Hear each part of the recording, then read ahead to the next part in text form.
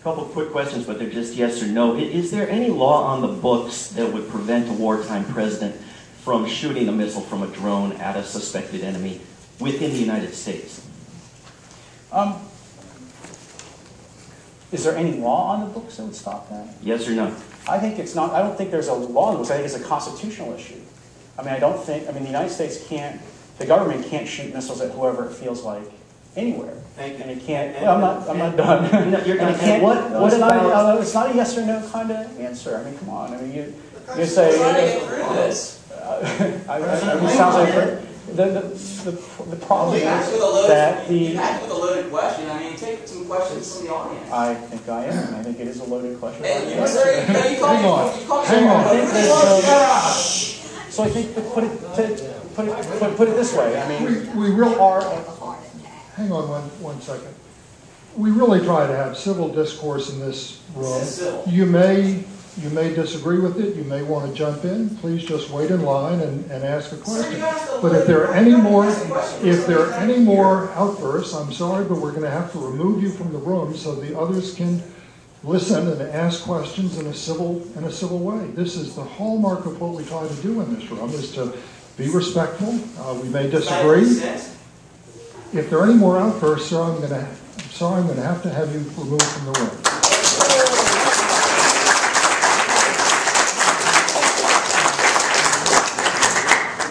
Quick follow-up question.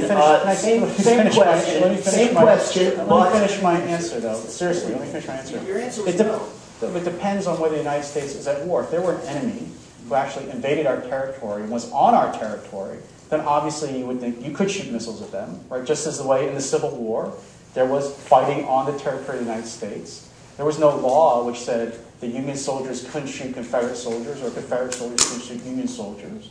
Right? But if we go into a wartime situation and the enemy is on our territory, the United States can use force. For example, and I'll give you, here's the answer to your question in a real, not a hypothetical, real life situation, which is on the 9/11 attacks, on that day, could the United States have shot down one of those airliners before they hit the targets?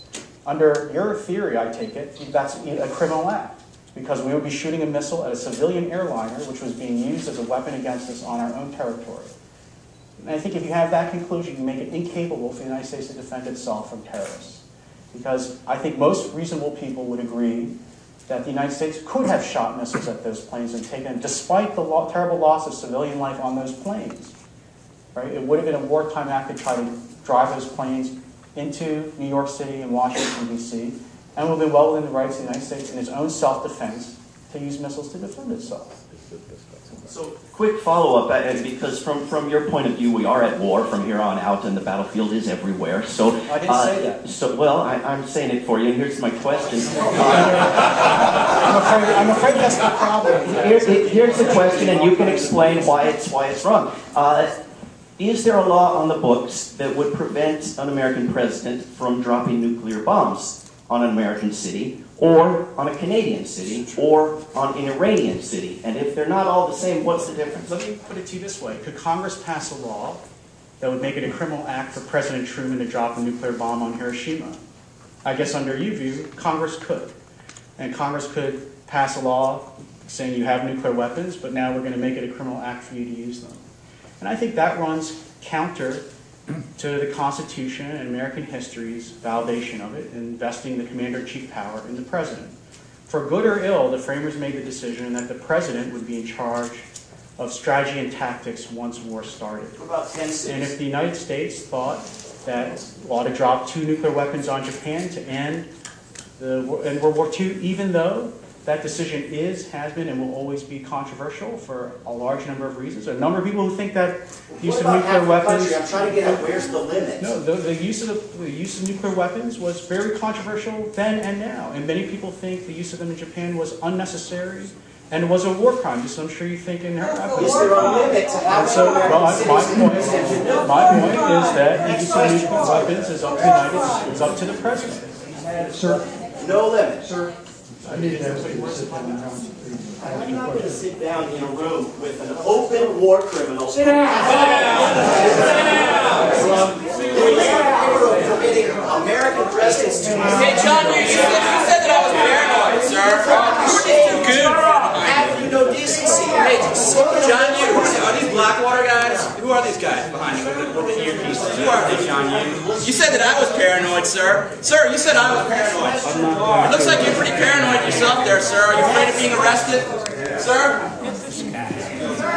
Who are these kids? Are they Blackwater? Steinford? Who are they? Titan? Who do they work for, sir? Are they your bodyguards? I understand. Your bodyguards, I understand.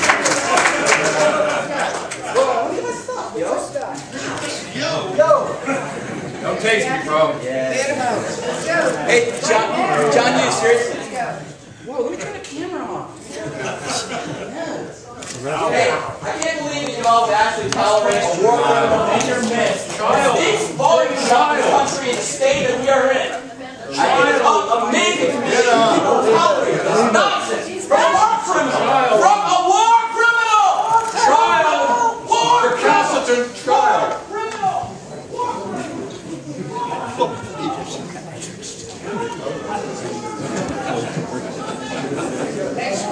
Next question. Let's hear the questions rather than such long answers, too, sir. I'm sorry, it takes me a long time to answer questions.